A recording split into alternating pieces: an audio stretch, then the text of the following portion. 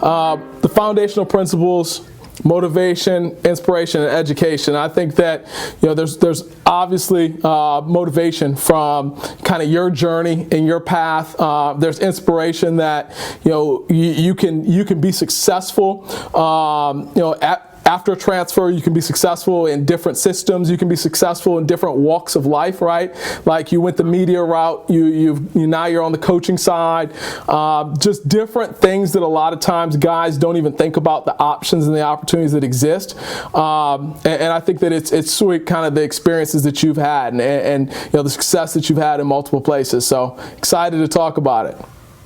Awesome. Yeah, no, thank you. I appreciate you having me. All right, so I'm not going to hold it against you. I'm a Fighting Illini. I'm not going to hold that against you. But I'm excited to talk to Spike Albrecht here today.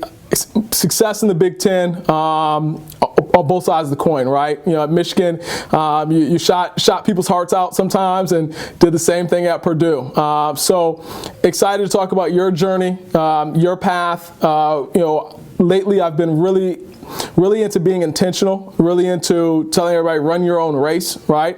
But the great thing about running your own race is you can learn from the race of others and use that to make your journey a little bit smoother, or make your journey a little less laborious, right? If you understand kind of the steps, the missteps, the positive sides, the negative sides, etc. So I'm excited to talk to you, man. No, I appreciate it, man. Thank you for having me. I'm excited to be here. Big Ten legend. So how's it feel being a Big Ten guy at multiple schools, and now being a part of a program outside of the Big Ten? It's definitely different, but it's cool. I think it's unique, and I think it's a different experience for me to be able to step out of the Big Ten and get into the ACC, which is another one of the premier conferences, and especially in college basketball. But to also, to be with a completely different coaching staff and learn a, completely different system. So I think that's just only going to help me kind of broaden my experience and knowledge of the game going forward. Absolutely. So let's talk a little bit. When did you know that you wanted to pursue basketball at a high level? When did that light bulb kind of flick for you that this is something that you were serious about and wanted to really, put your time into? From a really young age, probably honestly, from the time I was about 5 or 6.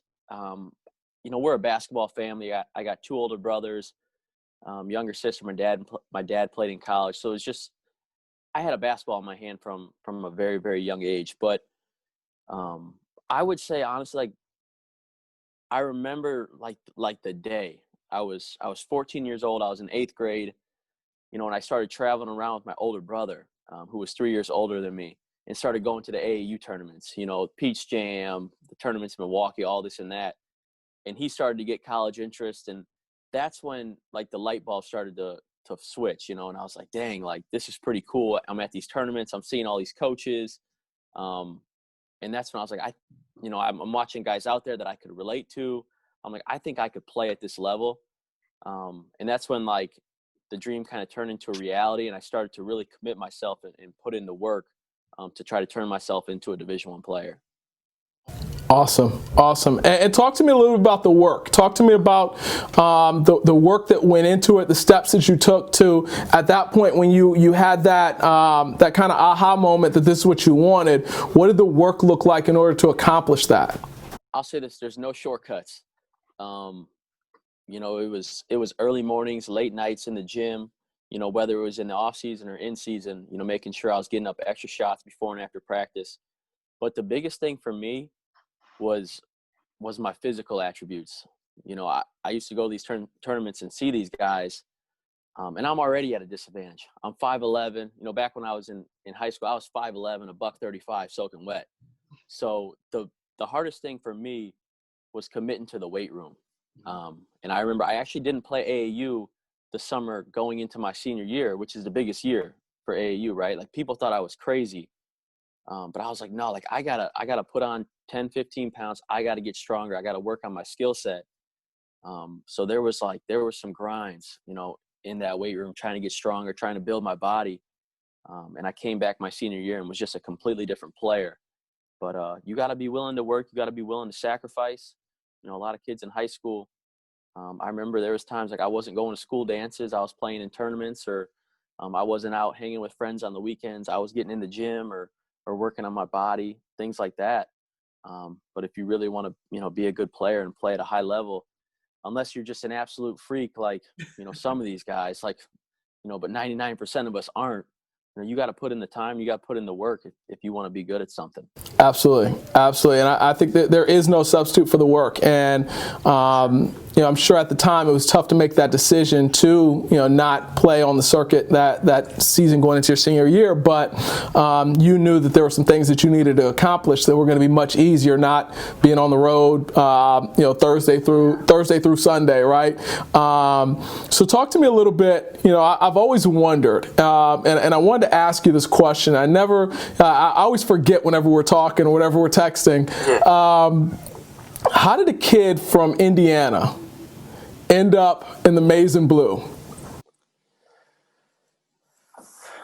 You know what? That's a great question. But at the time, man, I was out at prep school.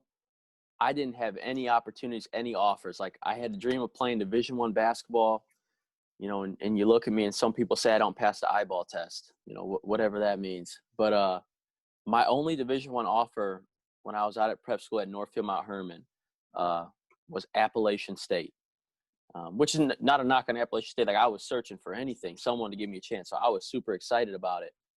And then Michigan came on super late. Trey Burke was a freshman. Obviously, you know Trey being an Ohio guy.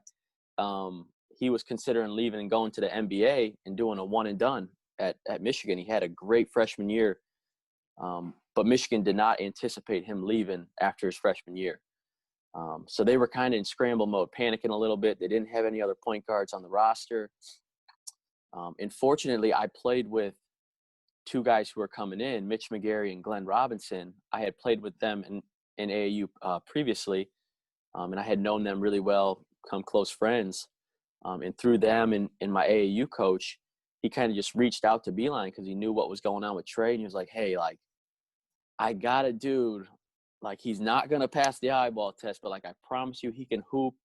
Like, he played with Mitch and Glenn. You got to come check him out. And this was in probably, you know, February or March of 2012. And he just kind of, you know, came out of his right place, right time. I happened to be playing my best basketball at Northfield, and things were clicking. And then they brought me on campus, and he offered me on my visit. And lo and behold, you know, I committed on the spot. Like, he was asking, like, take your time to think about it. I was like, Coach, I'm good. I'm coming. Like, before you change your mind, I'm coming. So that's how it happened, man. And then, you know, the rest is history.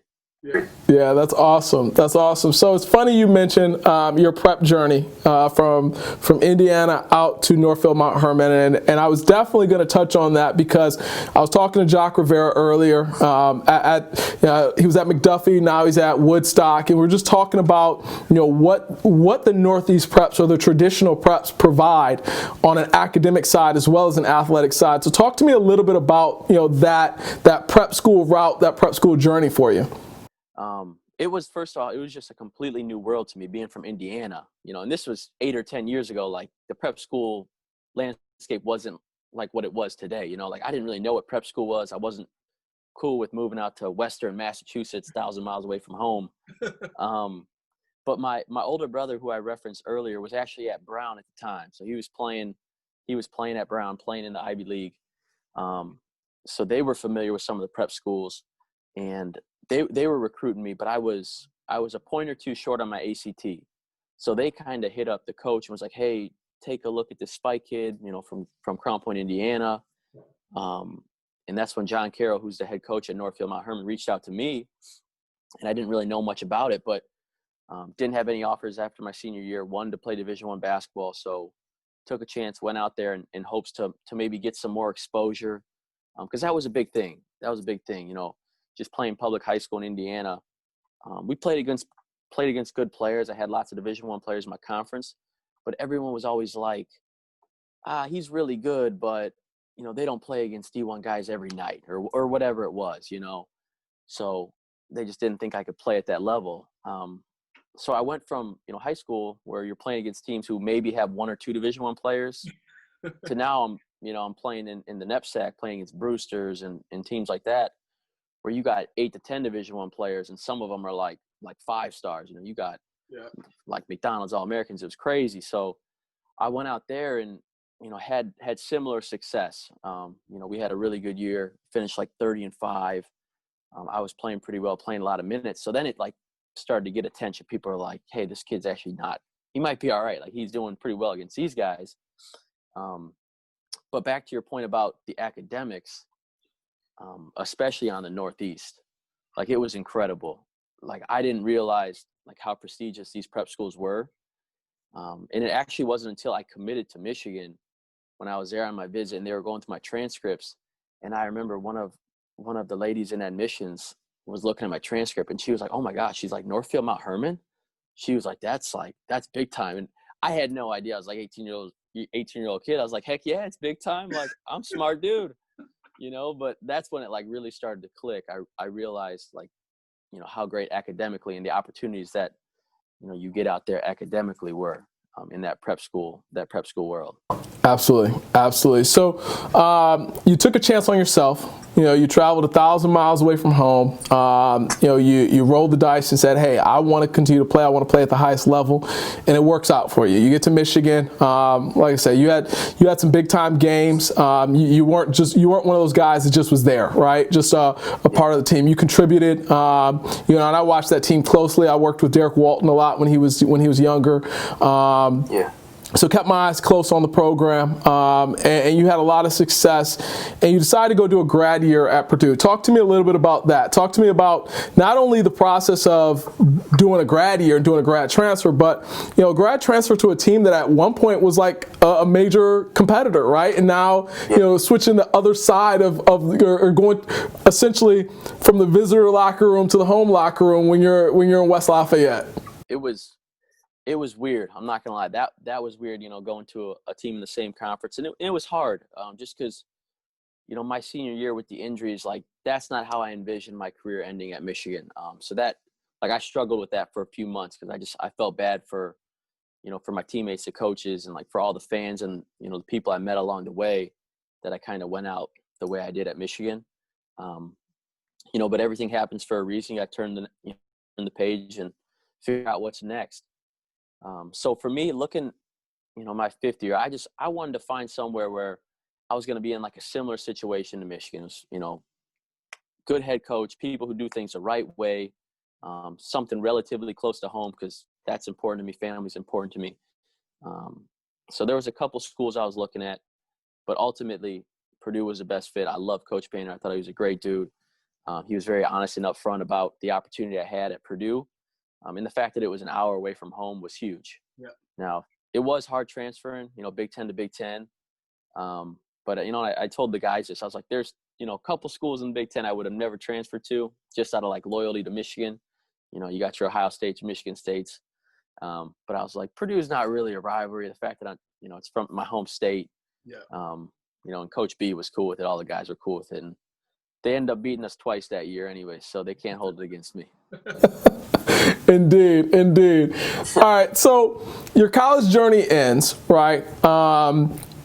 Prior to that ending, had you already started to think about the idea or the reality of the air coming out of the ball and it being time to move it in another direction? Or, talk to me a little bit about, was that 5th year, you talked about the injuries during your senior year and that not really being the way you wanted to go out.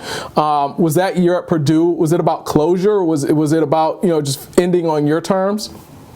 Absolutely. That was the biggest thing. Like, I just remember, we lost to Notre Dame, I believe, in the tournament in the round of 32 my senior year. And I just remember being in that locker room after the game, and I was like, there's not having not played. It was my senior year, obviously, when I redshirted. And I just remember thinking, like, man, like, there's no way that's how I want this to end. Like, I want to be out on the court playing the NCAA tournament, and win or lose, like, that's how it's ending. So that's kind of when I made the decision, like, I'm going to go play a 5th year, whether it's Michigan, somewhere else. And that's kind of when, like, the mindset shifted. But that fifth year at Purdue, as things were winding down, I was definitely thinking about that because I just knew with my body, like I knew I wasn't going to play overseas. So I knew the opportunities I was going to get weren't going to be worth it. And I just, didn't want to put my body through any more. One thing I always did throughout my college career, and I think this is great for kids to hear and people listening, it's like I always did a great job of like networking and building relationships with people because I was already thinking ahead, like whether I stay in hoops or not, like eventually the ball's going to stop bouncing and I'm going to need to like find a job and get some experience doing some things. So, I used that last year at Purdue to really like reconnect with people and kind of put some feelers out there for, when I was done playing so that I had some things in the works in terms of, job opportunities after I was done playing. So, and that's awesome to hear that you were intentional with that. I think that that's the biggest thing that I try to stress to all of my student athletes when they have the opportunity, when they're blessed with the opportunity to play at the next level, to make sure that they walk away with it with more than memories, right? They walk away with it in a better place than they were before they came in. They walk away from it with amazing opportunities to advance, right? Like it's about the next 40 years, not just about those 4 years. No question. And you being intentional on that last year and knowing that, hey, at the end of the day, I got to do something, whether it's here, whether it's basketball, whether it's not.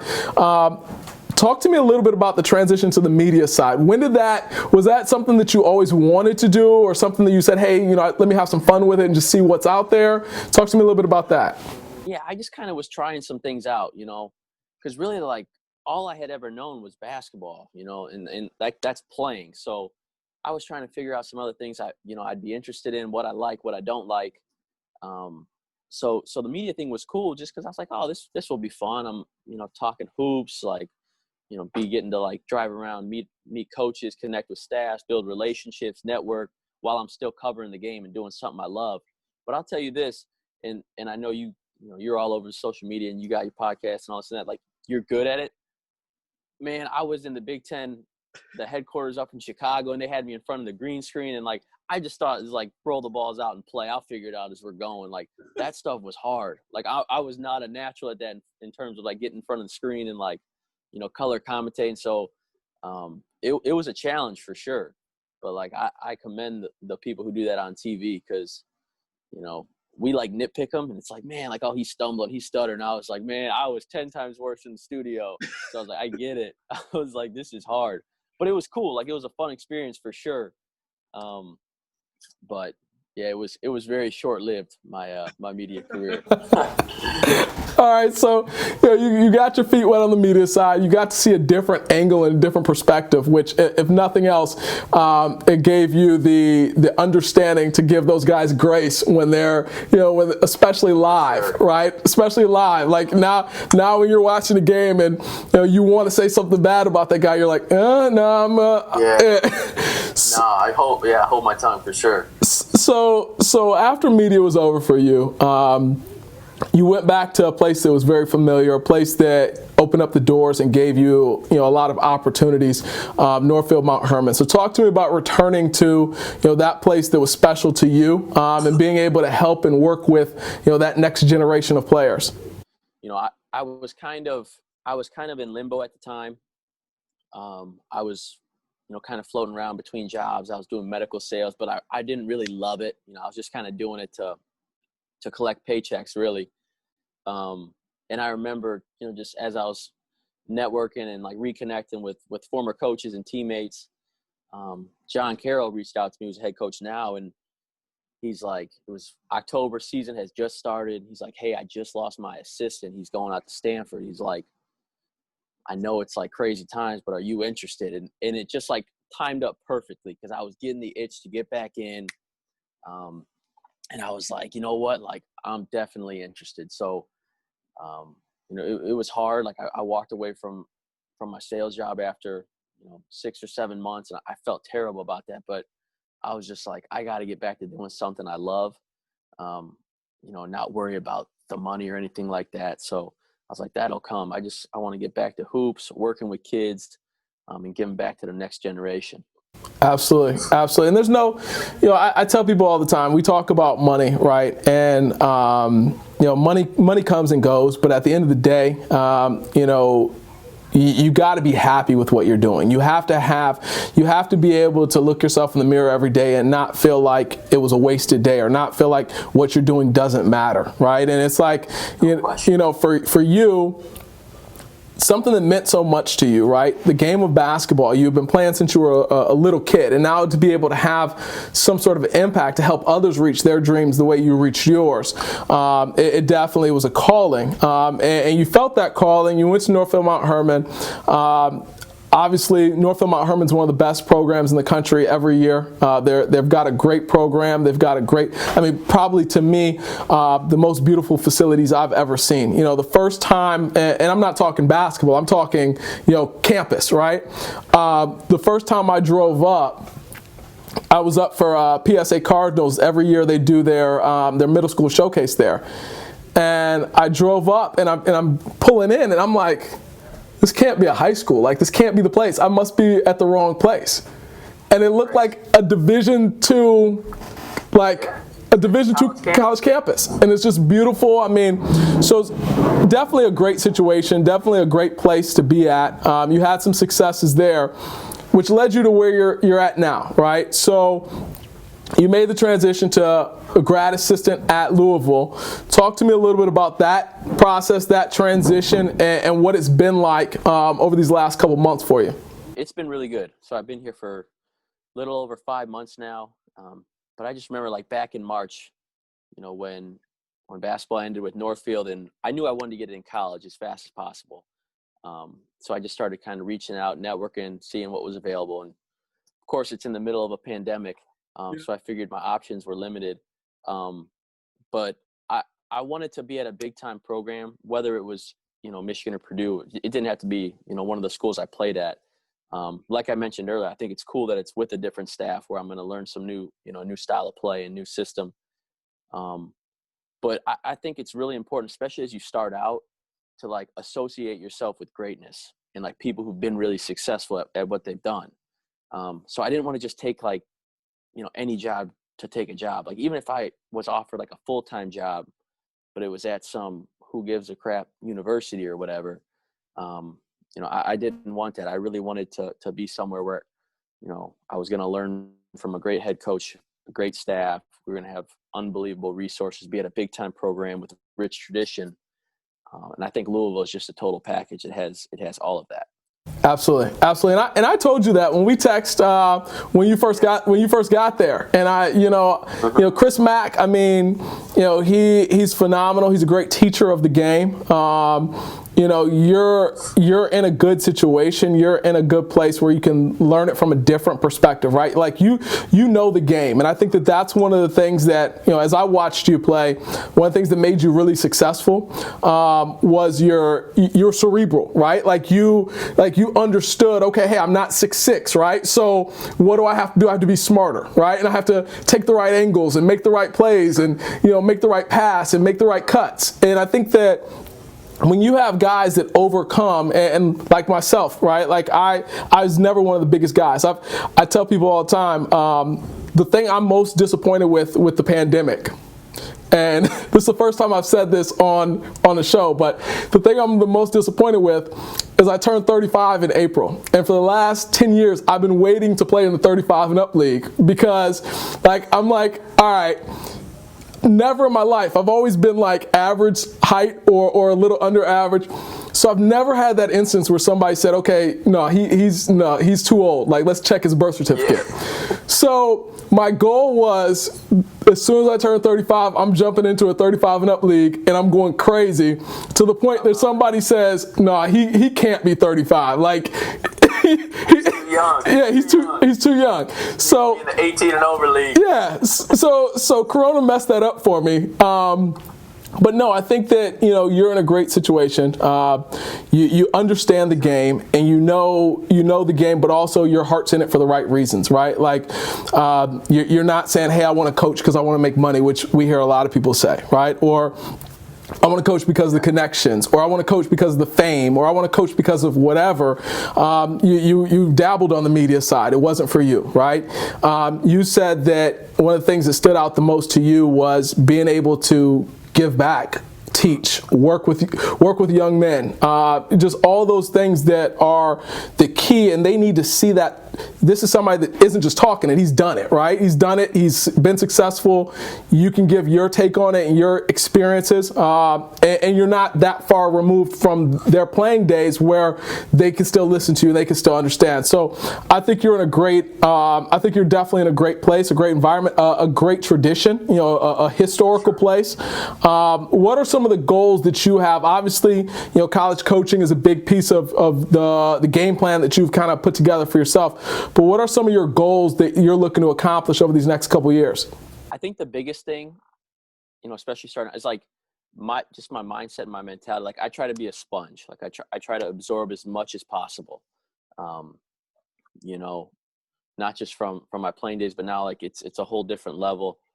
So I'm just trying to, be as available as possible. I'm trying to be in the office as much as I can, to help in any way, shape, or form, whether it's getting in there, rebounding, passing, whatever, or if the coaches need some help with, cutting up some video, whatever it is. So I think absorbing as much as I can over these next 2 years here at Louisville, and also just being available, because I think that's when you get those hands-on experiences and when you learn and when you grow, to hopefully, kind of lead me in the next, 3 to 5 years. But like you said, it's one day at a time. So I don't look too far ahead. I just try to get better every day. One thing I'll say that I'm trying to grow as a coach, because like you reference as a player, and I understand the game and this and that, but being able to communicate it now as a coach versus when I was a player is definitely different. And it's a transition. And like even last year at Northfield, like I would be doing drills and I was thinking like a player, and I was like saying, oh, if I was playing, I'd be doing this. And it's like I've tried to like flip that switch so that it's easier to relate to these guys, and like my communication is clear and it's just much more effective in that manner, I think. Absolutely. And I think that's key. They have to understand what you're trying to get out of them. They have to understand the perspective that you're giving them. It has to be clear, concise, and relatable. And I'll tell you, the fact that you realize that, because that's something that a lot of people don't get, right? A lot of people, and from the coaching perspective, hey, this kid doesn't get it. Well, no, maybe you're delivering it the wrong way, or maybe you're not presenting it in a way that kid can dissect it, or maybe it's maybe it needs to be broken down differently. So the fact that you understand the importance of communication, and the importance of effective communication definitely shows that you get it. So man, I'm excited to see your continued growth and development. My hope is that there's at least one kid that's out there that's watching this right now, that sees somebody that's had an immense level of success and is continuing to be successful in other endeavors past the game of basketball. What's that one piece of advice? And obviously there's plenty, right? There's no like just silver bullet or magic formula. But what's one thing that you look at, and you look at your career and you look at your experiences and you say, hey, if just this one thing was that valuable to me, and if I can share that with the next generation, that'll be key. What would that one thing be for you? Yeah, absolutely. I knew you were going to ask that, and I have the same answer every time, so it's super easy for me to answer. Especially when I look back at my playing career, I tell kids all the time is don't ever let someone tell you what you can or can't do. I think there's a lot of like haters out there, a lot of naysayers. My whole life I was told I wasn't big enough, strong enough, fast enough, whatever it was to play at, this level or that level. It don't matter. Like if you set your mind to it and you put in the time and you really work and work and work, and you commit to it and you're willing to make sacrifices, I think anything's possible. That's awesome. I think that's important. That's key. And it's authentic, right? Like a lot of times people give advice that isn't real. It's authentic because you didn't let anybody tell you couldn't be a Division I guy. You went to Northfield Mount Herman, you made it happen, right? Absolutely. And you played in the Big Ten. So, I mean, in my opinion, one of the best basketball conferences there is, right? There's no, I look at the Big Ten, I love the parity of it, right? Like you don't go into each year and say, okay, we know this team's running away with it, right? This is, obviously, the powerhouse is inside the conference, but it's on any given night, you know, you can win, you can get upset, anything can happen in that. Yeah. Conference. So For sure. You better bring it. Yeah. So you played at a very high level, and I think that piece of advice you gave is key. I think it's important, especially, you know, these kids are navigating through the pandemic, and you know, there's so much negativity. There's so many question marks of, can I do this? What does that look like? What is it going to look like? So I think that that's key. I'm so happy that you shared that with me and with my audience. I appreciate you hopping on. I'm looking forward to your first full-time job as a coach. You and me both, man. And the day you get that, I'm calling you for the exclusive. I got you, man. All right, man. It'd be a great day for the both of us, brother. Yes, sir. All right, man. Take it easy. Keep up the great work. We'll talk soon. Definitely. You too. Appreciate you, man. Yeah. Take care.